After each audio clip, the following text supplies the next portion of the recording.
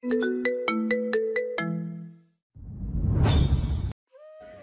পক্ষে আপনার সাথে থাকা সম্ভব না, আমি চলে যাব। তোর কথাটা বলেই বিছানা থেকে নামতে চায়, তখনই তীব্র ওর হাত ধরে।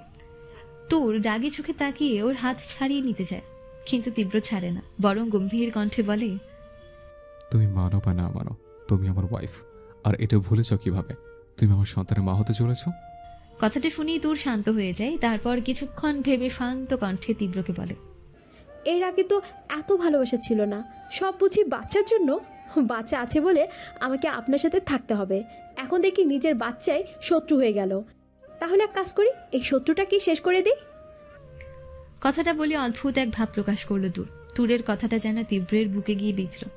ও কিছু না ভেবে খুব জোরে তুরের গালে থাপড় বসিয়ে দিল। থাপ্পড়ের শব্দটা যেন দেয়াল ভেদ করে যেতে না পারায় বারবার প্রতিধ্বনিত হচ্ছে। তীব্রের ভাবতেই রাগ লাগছে, তুর ওর জন্য নিজের বাচ্চাকে শত্রু বলছে।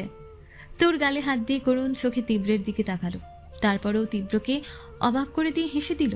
তীব্র এবার অবাকের চূড়ান্ত পর্যায়ে তুরকে এভাবে হাসতে দেখে ও সংশয় দৃষ্টিতে তুরের দিকে তাকালে তুর বলল, দেখলেন, বললাম না এই বাচ্চা আমার শত্রু। ঠিক তাই, না হলে এই বাচ্চার জন্য আপনি ওকে পারতে পারতেন না। না এই বাচ্চা রাখবো, না আপনার সাথে থাকবো। বলে বিছানা থেকে উঠে পাগলের মতন খুঁজতে লাগলো তুর। তীব্র নিচের দিকে তাকিয়ে তুরের কাহিনীগুলো ভাবার জন্য চোখ বন্ধ করে নেয়। তোর পাগলের মতো নিজের ক্ষতি করার জন্য কিছু খুঁজতে লাগলো। হঠাৎ ওর খেয়াল হয় সরু একটা ফুলদানির দিকে। ও গিয়ে ফুলদানিটা তুলে নিজের পেটের দিকে তাক করতেই তীব্র দ্রুত ওর হাত থেকে ফুলদানিটা ছুঁড়ে ফেলে দিয়ে তোরকে জড়িয়ে ধরে। তো নিজেকে ছাড়ানোর চেষ্টা করলে তীব্র আরো জড়িয়ে জড়িয়ে ওকে শান্ত করার চেষ্টা করে। তীব্র ঠিক যে ভয়টা পাচ্ছে সেটা যদি সত্যি হয় তাহলে তার চরম মূল্য দিতে হবে তীব্রকে। ও তুরকে জোর করে বিছানায় বসিয়ে দেয়। ও খুব ভালোভাবেই বুঝতে পারছে তুরকে শান্ত করতে পারবে না, তাই লাইট অফ করে তুরকে জড়িয়ে ধরে। তুর প্রচন্ড ছটফট করতে থাকে নিজেকে ছাড়ানোর জন্য, কিন্তু পারে না। এক সময় ক্লান্ত হয়ে ঘুমিয়ে যায় তীব্রের বুকে। তুর যতক্ষণ ছটফট করেছে তীব্র কোনো কথা বলেইনি, বরং চুপচাপ তুরকে বুকে জড়িয়ে বসেছিল। সকালে ঘুম থেকে ওঠার পর দেখে ওর বাবা ওর পাশে বসে মাথায় হাত বুলিয়ে দিচ্ছে। বাবাকে দেখে চোখ বন্ধ করে এক চিলতে হাসি ফুটে ওঠে তুরের মুখে। মেয়ের মুখের চিলতে হাসি যেন বাবার কাছে সকালের জলজল রোদের এক রোশনি আলোক কণা মনে হলো। তিনি মাথায় হাত বুলিয়ে বললেন, হাসলে যে? বাবা, তুমি না বুড়ো হয়ে যাচ্ছ। বলে বন্ধ চোখে দুহাত গালের নিচে দিয়ে খিলখিল করে হেসে ওঠে। ওর বাবা ব্যাপারটা বুঝতে পারে না। তার মেয়ের কাছে সে দুনিয়ার চিরস্থায়ী হ্যান্ডসাম একজন মানুষ। ওর বাবাকে কেউ যদি ভুল করেও বলতো যে উনি বুড়ো হয়ে যাবেন, তাহলেই হয়েছে। সেই মেয়ে কিনা অদ্ভুত প্লাস হাস্যকর তার কাছে। উনি কিছুটা সংকোচ নিয়ে বলে ওঠে, তাই নাকি? তোমার বাবাই সত্যি বুড়ো হয়ে গেছে নাকি? এটা শুনে তোর ঘুম চোখে উঠে বসে ওর বাবার বুকে মাথা রেখে অনামিকা আঙ্গুলের প্রথম কড়টা দেখিয়ে ঘুমো ঘুমো বাচ্চাদের মতন আহ্লাদি কণ্ঠে বলে, না, বেশি না, শুধু এইটুকুনি। এই যে দেখো, শুধু এইটুকু। একটা কর দেখিয়ে করের দিকে এক চোখে দেখে, যেন অনুবীক্ষণ দিয়ে কোনো সূক্ষ্ম জিনিস দেখছে। বেশি না। তুরের কথায় ওর বাবার বুকে মরুভূমি পানির পিপাসার তৃপ্তি পূরণ হয়ে গেল। বাবা তার 18 বছরের কন্যার মাঝে 8 বছরের ছোট্ট আহ্লাদিকে আবিষ্কার করলেন। বিগত 17.5 বছর ধরে এভাবেই তার আহ্লাদির ঘুম ভাঙিয়ে দুষ্টু দুষ্টু কথা শুনেছে। কিন্তু মাঝের 6 মাস অন্যরকম হলেও আজ যেন তার সেই তুরকে ফিরে পেলেন। আনন্দে যেন আবেগটাকে হার মানাতে পারল না। কণ্ঠের কান্নার আড়ষ্টতা নিয়ে একটু রাগী ভাব প্রকাশ করেই বললেন, বাবাই বুড়ো হয়ে গেছে, আর হবেই না বা কেন? তার ছোট রাজকন্যা যে বড় হয়ে গেছে। এইটা শুনে তুরের হাসি যেন আর ধরেই না, হাসতে হাসতে বাবার বুকে লুটিয়ে পড়ছে। মেয়ের এই হাসির মানেও বোঝার ইচ্ছে হলো না ওনার। হাসতে হাসতে তুর বলল, আমি কবে বড় হলাম? এখনো তো আমি ছোট্ট বেবি। দেখো দেখো, আর তোমাকে আমি কি বলেছি? তুমি বুড়ো হয়ে গেছো। এই দেখো, একটা পাকা দাড়ি দেখা যাচ্ছে। অনেক নিখুঁতভাবে চোখ নামক অনুবীক্ষণ যন্ত্র ব্যবহারের মাধ্যমে পণ্ডশ্রম করে বাবাকে একটা দাড়ি দেখাতে সক্ষম হলো। মেয়ের এমন কাণ্ডে না হেসে পারলেন না। বাবাকে হাসতে দেখে দূরের যেন আহ্লাদের সীমানা বেড়ে গেল। ও বাবাকে পেটানোর জন্য জড়িয়ে ধরে বলল, বাবা। হ্যাঁ বলো। মাকে বলে দাও না আজ আমি কিন্তু নাস্তায় ওই আলু ভাজি আর পরোটা খাবো না, আমাকে পাস্তা করে দিতে হবে, নইলে আজকে কলেজে যাওয়া বন্ধ। বলে বাবার বুকে মুখ গুছল দূর। কথাটা শুনে অনেকটা ধাক্কা খেলেন উনি। কি বলবেন বুঝতে পারলেন না, তবে এটা বুঝতে পারলো তার মেয়ে 6 মাস আগের স্মৃতিতে আছে। ভাবতে অবাক লাগে, যাকে ঘুম না ভাঙলে উঠতে যাইতো না সে মেয়ে মা হতে চলেছে। ছোট্ট সেই তুর, যাকে ছোটবেলা থেকে নিজের হাতে বিয়ে দেওয়ার কথা ভেবেছিল, সেই মেয়ের কখন বিয়ে হয়ে গেল জানতেই পারল না। শুধু ওনার একটাই ভয় যে নিজেকে সামলাতে পারে সে কিভাবে বাচ্চা সামলাবে। তুরকে তো মানিয়ে নেওয়ার মতো করে বড় করেনি সে, একমাত্র মেয়েকে তার সামর্থ্যের রাজ্যের রাজকন্যা বানিয়ে রেখেছিল। বাবার নীরবতায় যেন রাগ লাগলো তুরের, গাল ফুলিয়ে বলে উঠল, তার মানে তুমি মাকে বলবে না পাস্তা বানাতে? এতক্ষণ যা যা হয়েছে তার সবটাই তীব্র দেখেছে। তুরের ছেলে মানুষই আর ওর বাবার রাগী ফেস দেখে বেশ হাসি পেল। আসলে বাবা মায়ের চেয়ে কেউ কোনোদিন কাউকে ভালোবাসতে পারে না, সে ভালোবাসা হয় নিঃস্বার্থ। কেমন একটা অপরাধ বোধ কাজ করলো। তুরকে যদি ভালোবেসে থাকে তবে নিজের স্বার্থেই ভালোবেসেছে। প্রথম কারণটা অন্য হলেও পরের কারণটা তুরকে পাওয়া ছিল, কিন্তু মেয়েটাকে যেভাবে ও রেখেছিল তাতে আর ভাবতে পারল না।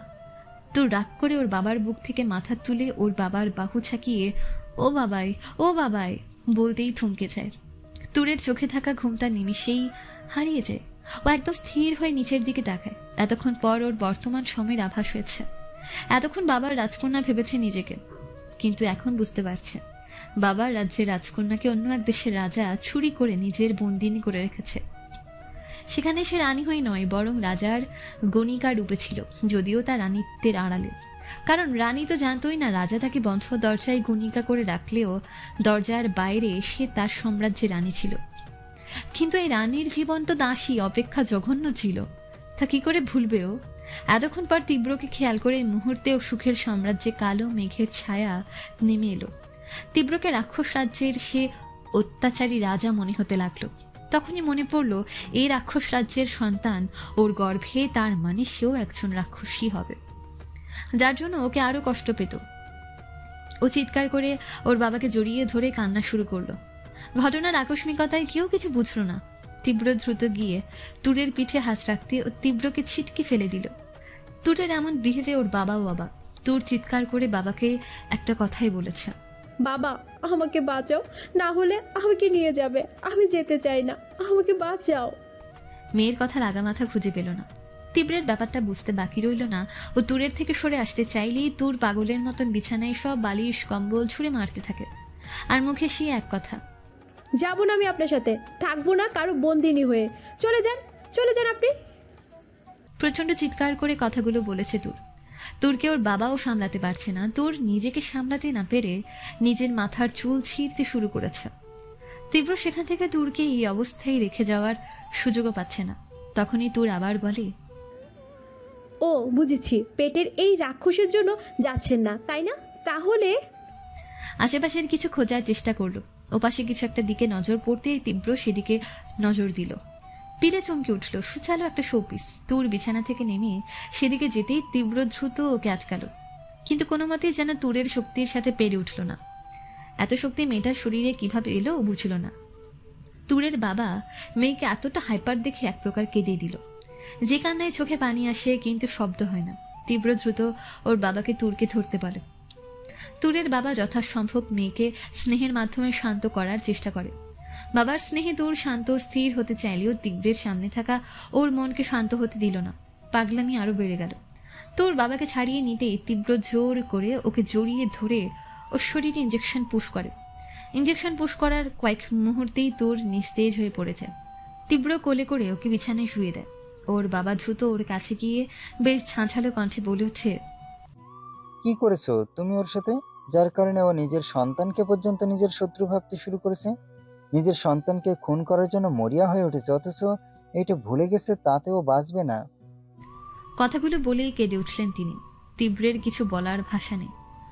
অন্যের সন্তানকে তাদের থেকে আলাদা করতে চেয়েছে, কিন্তু এখন নিজের সন্তান জন্মের আগেই তার মৃত্যু ভয় পাচ্ছে। তীব্র এক মুহূর্ত অপেক্ষা না করে বেরিয়ে এলো রুম থেকে। তুরের জ্ঞান ফিরতে ওর সামনে মাঝবয়স্ক একটা কালো কোটধারী ব্যক্তিকে দেখতে পায়। তুরের চোখাচোখি হতে লোকটা মুখে হাসির রেশ ফুটিয়ে তুলে বলে, কেমন আছো তোর? অপরিচিত ব্যক্তিকে নিজের সামনে দেখে কিছুটা অপ্রস্তুত হলো তুর। উঠে বসতে যাবে তখনই দেখে তুরের বাবা মা ওর পাশে দাঁড়িয়ে। মায়ের চোখে পানির স্পষ্ট আভাস পেল তুর। ও উঠে বসার চেষ্টা করতে কালো কোটধারী ব্যক্তিটা বলে উঠল, কি করছো তুমি? তোমার এখন বিশ্রাম করা উচিত। তুমি অসুস্থ তোর। তখনই তুর নিজের পেটে হাত দেয় আর বেশ উত্তেজিত হয়ে বলে, আমার পেটের বেবির জন্য আমি অসুস্থ, তাই না? তুরের কথায় ডাক্তার দ্বিধায় পড়ে যায়। কিছুটা অপ্রস্তুত হয়ে নিজেকে স্বাভাবিক করে বেশ জোরেই হাসে। তুমি নিজেই তো পিচ্ছি, তোমার কি করে বেবি হবে? লোকটার কথায় বেশ দ্বন্দ্বে পড়ে যায় তুর। ও প্রেগনেন্ট নয়, কিছুটা সংশয় নিয়ে পেটে হাত দেয় তুর। লোকটা কিছুটা অপ্রস্তুত হয়ে বলে, তোমার পেটে কোনো বেবি নেই। বেবি থাকলে তো তোমার পেট বড় দেখাতো, তাই না বলো? ওনার কথায় মাথা নাড়াই তুর, কিন্তু মুখে প্রশ্নসূচক ভাব ফুটিয়ে তুলে জিজ্ঞেস করে, তাহলে তীব্র যে বলল আমার পেটে বেবি আছে, আমি মা হতে চলেছি। তোর উত্তর পাওয়ার জন্য কতটা মরিয়া তা বুঝতে বাকি রইল না ওনার। এইটা দেখে উনি বলে, তোমার পেটে বেবি নেই। তাহলে ওরা যে সবাই বলল। দেখো কে কি তোমায় বলেছে তা আমি জানি না, তবে আমি তোমায় দেখে বুঝেছি তুমি প্রেগনেন্ট নাও। কথাটা শুনে তোর কিছুটা সংশয় রেখা ফুটিয়ে তুলল, কিন্তু পরক্ষণেই বেশ উত্তেজিত খুশির ঝলক দেখা গেল তুরের চেহারায়। বুঝতে পারলো বাচ্চা নেই কথাটায় কতটা খুশি তুর। কিন্তু এই খুশিটা কিছুদিনের জন্য ধরে রাখার জন্য তিনি বললেন, কিন্তু হ্যাঁ, অনেকগুলো কৃমি হয়েছে, কারণ তুমি ঠিকমতো খাওয়া দাওয়া করো না। এখন থেকে ঠিকমতো খাওয়া দাওয়া করবে কেমন? না হলে কিন্তু অনেক সমস্যা হবে। মাথা নাড়াই তুর। এই তো গুড গার্ল। আর একটা কথা, কৃমির জন্য তোমার খারাপ লাগতে পারে। এই ধরো বমি, মাথা ব্যথা, পেট ফাঁপা, এমনকি পেটটা একটু ফুলেও যেতে পারে। কিন্তু কৃমির ট্যাবলেট খেলেই তো ওরা মরে যাবে, তাই না?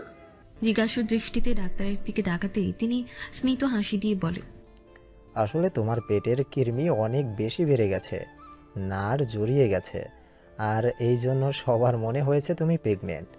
এখন হয় এগুলো অপারেশন করে বের করতে হবে, আর না হলে ওষুধ খেতে হবে।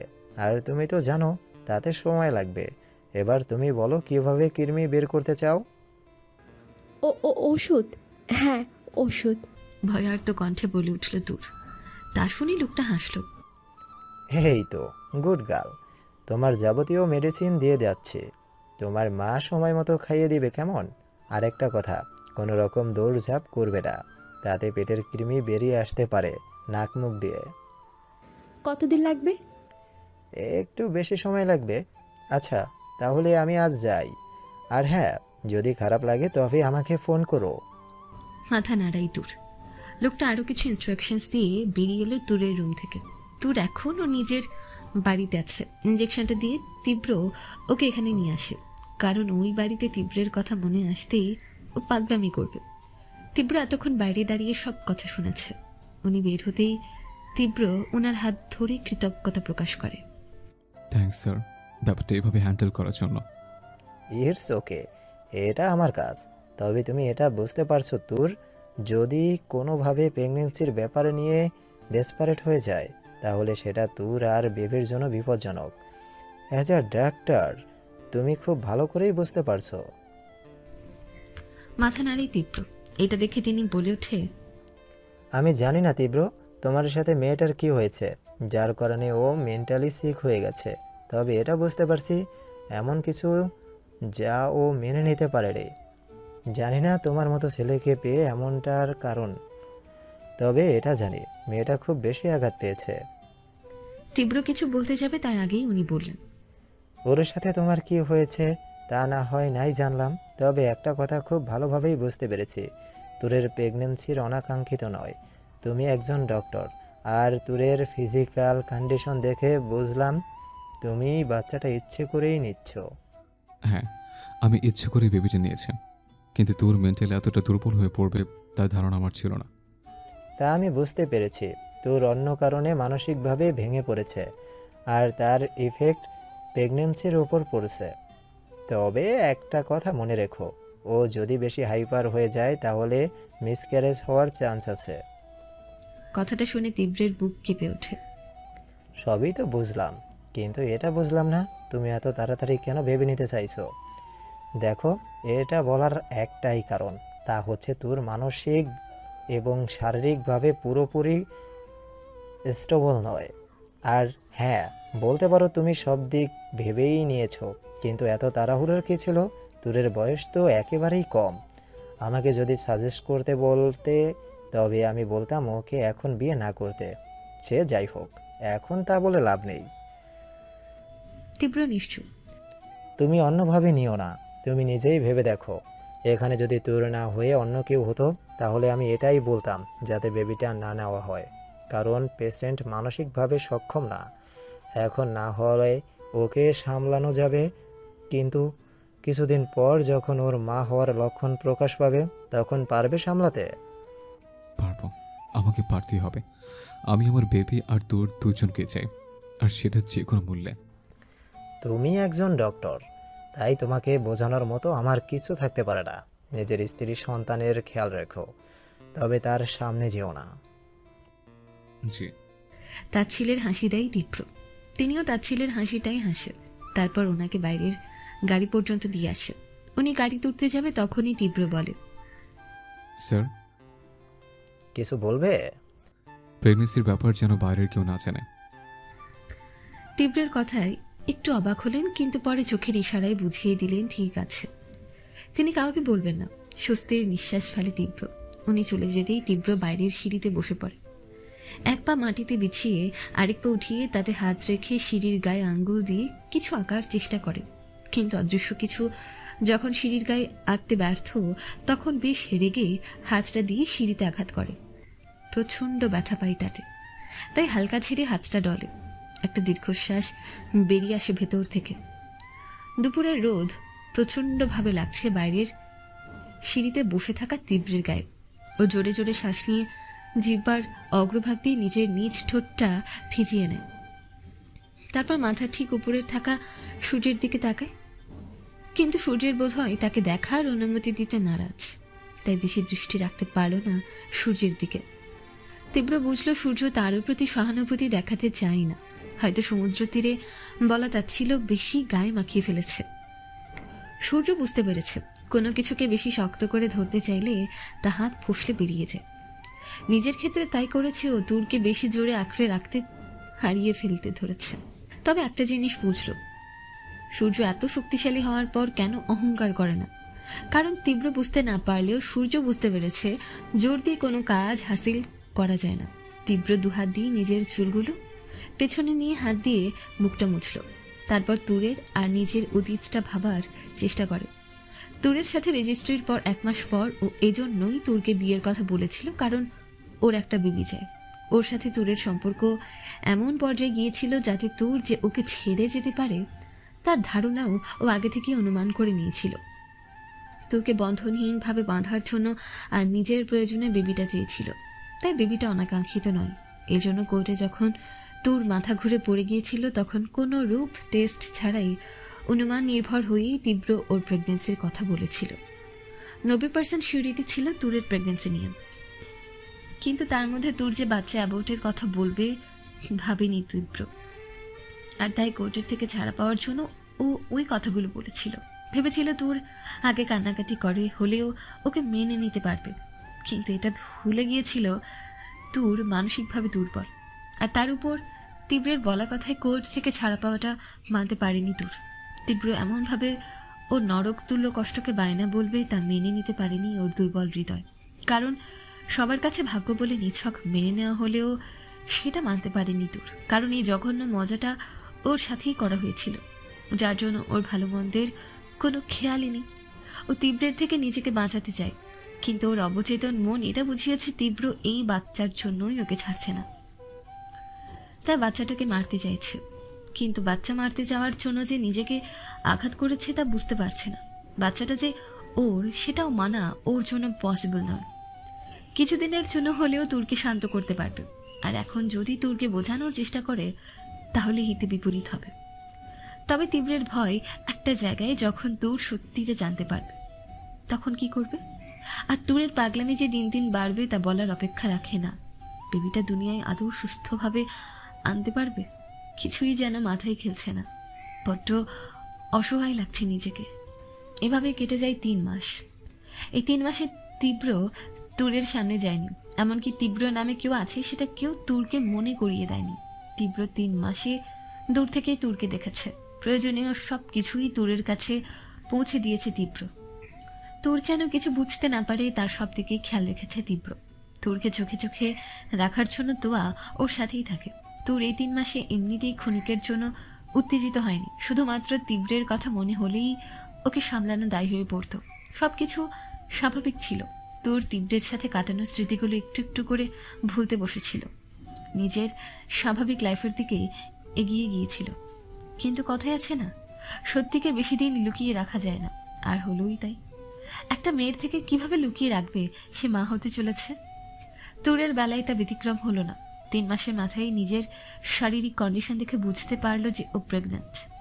আর তখনই শুরু হলো পাগলামি। আর সেটা এমনি যে কেউ শান্ত করতে পারল না। শেষে বাধ্য হয়েই তোয়া তীব্রকে ফোন দিল।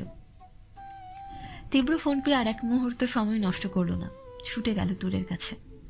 রুমে ঢুকতেই দেখে তুর পাগলের মতো উত্তেজিত হয়ে পড়ছে। ওকে দেখে তুর চিৎকার করে বলে ওঠে, এই লোকটা এখানে কি করছে? চলে যেতে বলো, সহ্য করতে পারছি না আমি ওনাকে। তুরের বাবা মেয়েকে সামলাতে সামলাতে মিনতির সুরেই তীব্রকে যেতে বলল। কিন্তু তীব্র বুঝতে পারলো ও গেলে তুর শান্ত হবে না, বরং আরো ভায়োলেন্ট হয়ে নিজের ক্ষতি করতে চাইবে। ও পিছু হেঁটে যেতে যেতে দেয়ালে লেগে গেল। দেয়ালে এক পা তুলে চোখটা বন্ধ করে নিল, তারপর নিজের চোখ বন্ধ করে নিল। তুরের প্রেগনেন্সির 5 মাস হতে চলেছে, আর তাই ওর শরীরে মা হওয়ার লক্ষণ প্রকাশ পাচ্ছে। তীব্র না হয়ে চলে গেল, কিন্তু তারপর কি? ও যে বাচ্চার জন্য নিজের ক্ষতি করতে চাইবে। বেবি দুনিয়ায় আসতে এখনো 5 মাস বাকি আছে। আর যাই হোক, তোর না চাইলেও তো আর এই বাচ্চাটাকে সেফলি দুনিয়ায় আনতে পারবে না। ধরে বেঁধে তো আর মাসের পর মাস রাখা যাবে না। তাই মা হওয়ার ইচ্ছেটা তুরের নিজের হতে হবে। চোখ বন্ধ করে এসব ভাবছিল তীব্র, তখনই আবার তুর জড়িয়ে চিল্লিয়ে ওঠে। এখনো যাননি আপনি?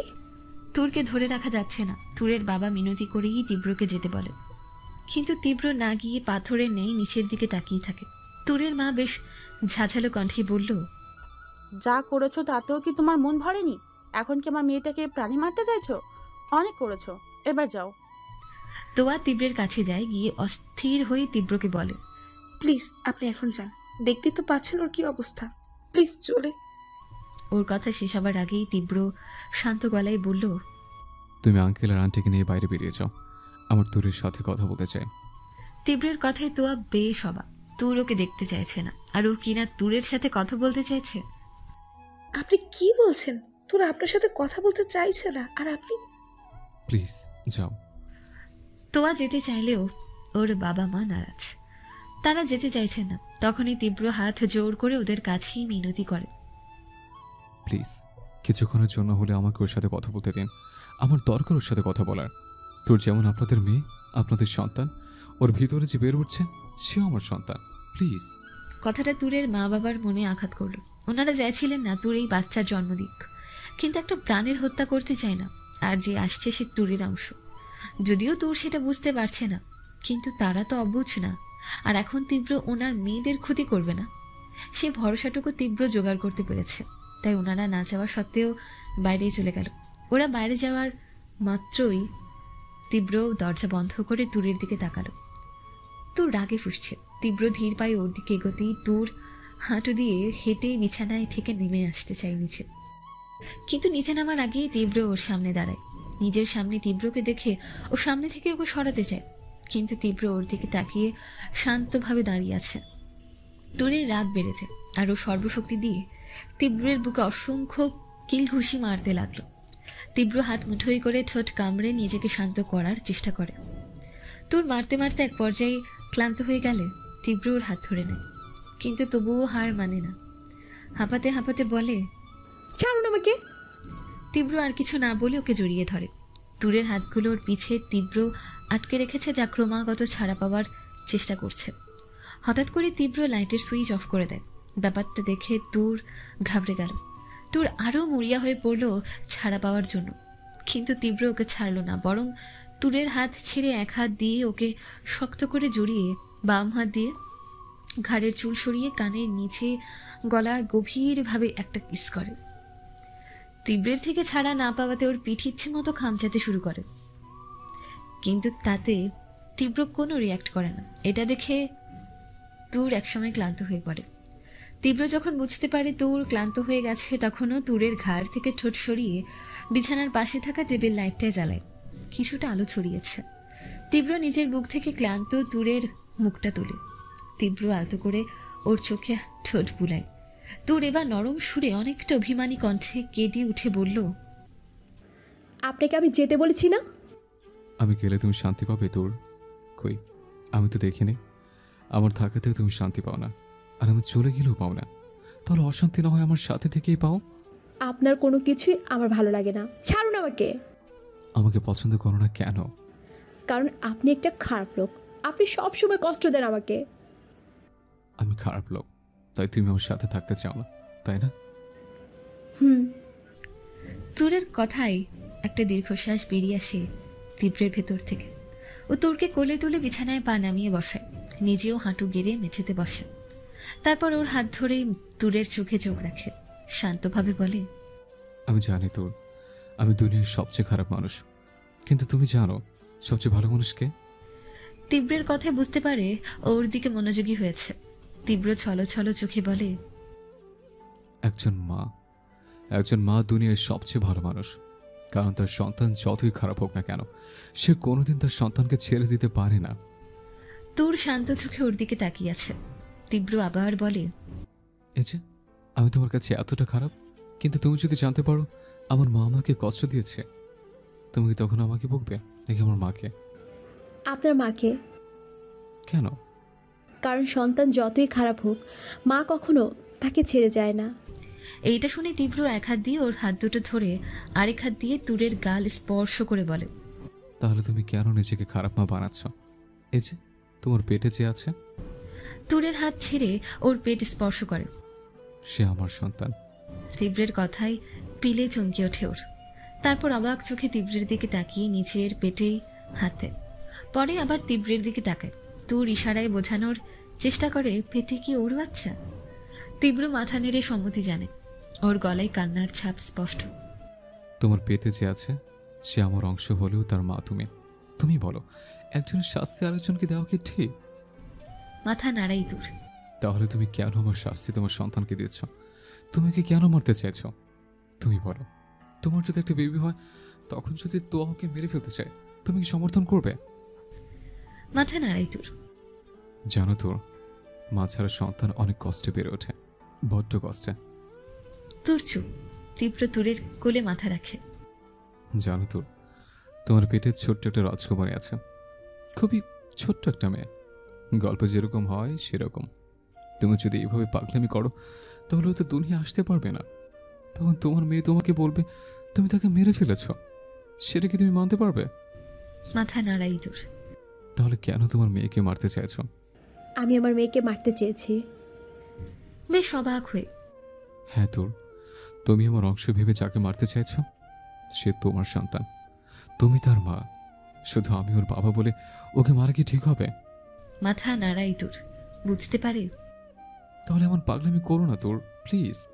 তবে তুমি যদি না চাও, আমি আর কোনোদিন আসবো না।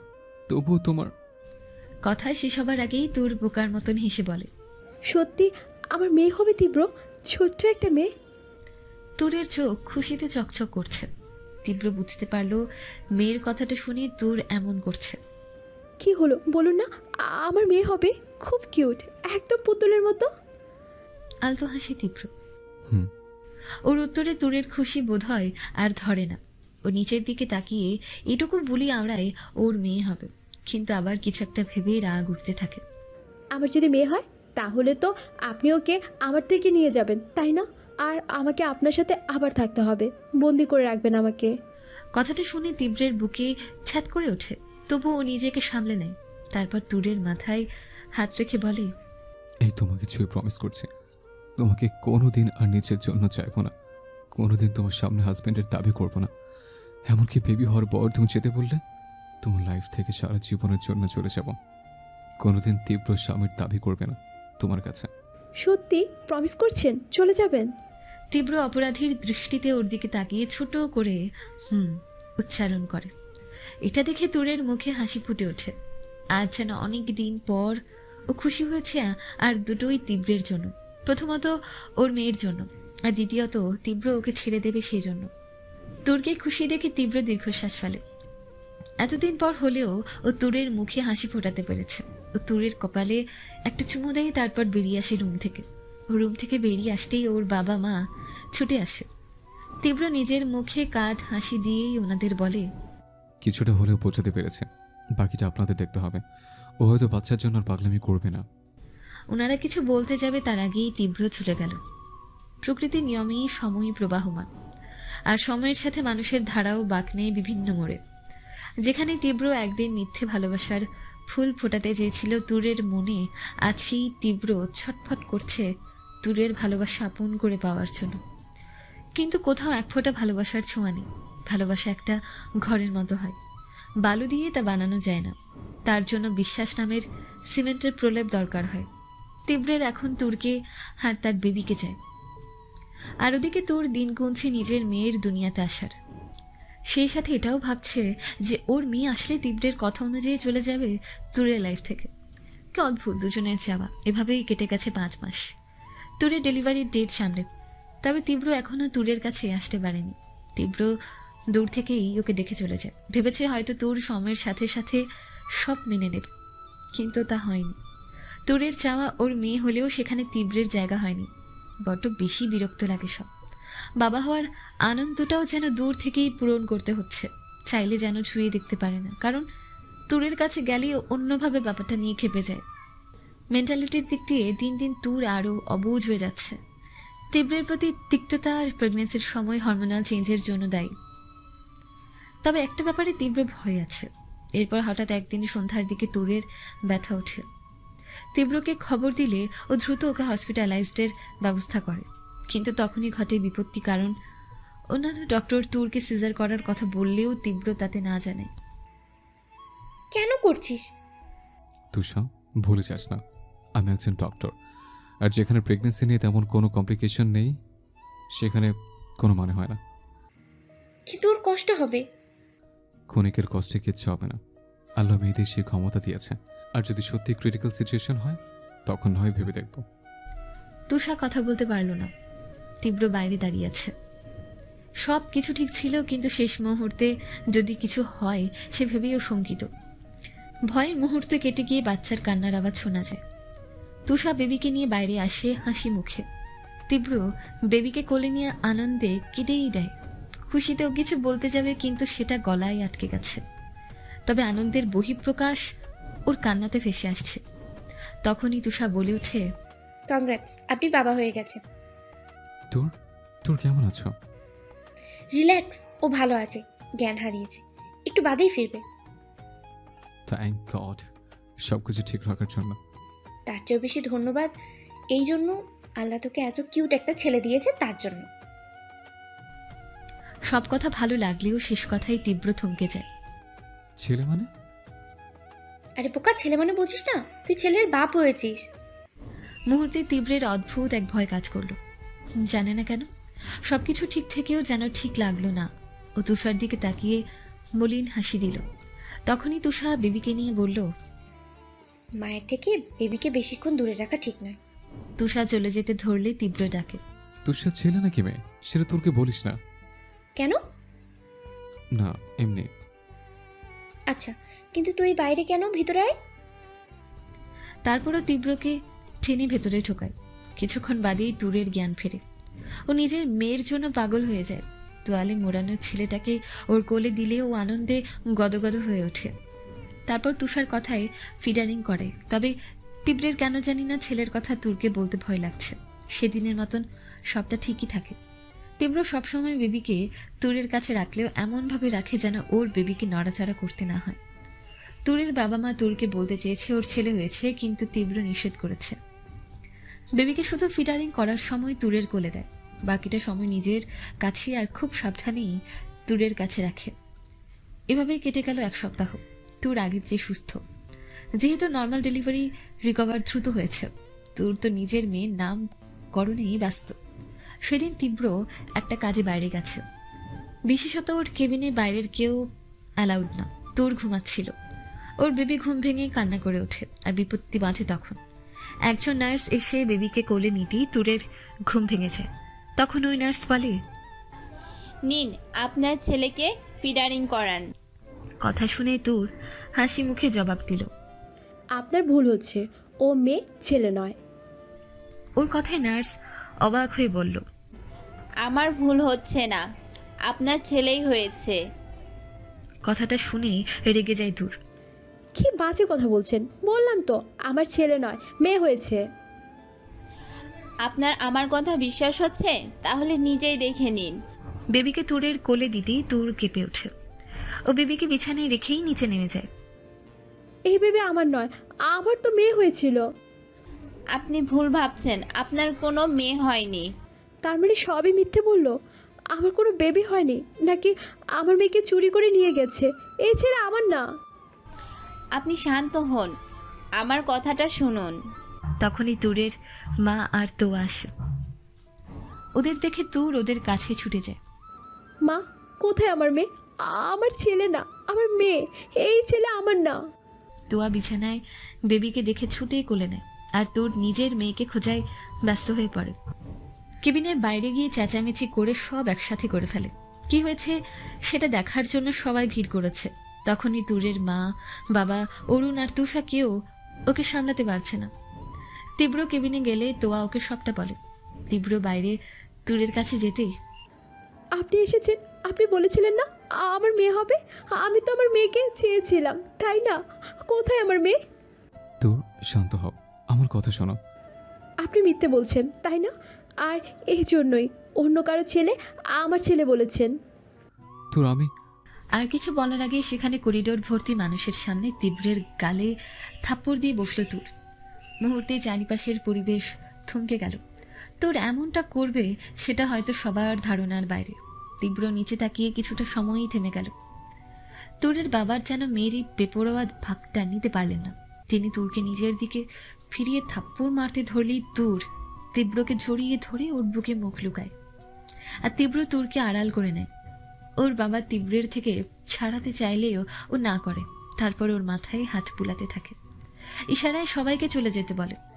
ওরা জায়গা খালি করলে তীব্র তুরের মাথায় একটা চুমু দেয়, তারপর বলে, ভয় নেই, কিছু বলবে না কেউ।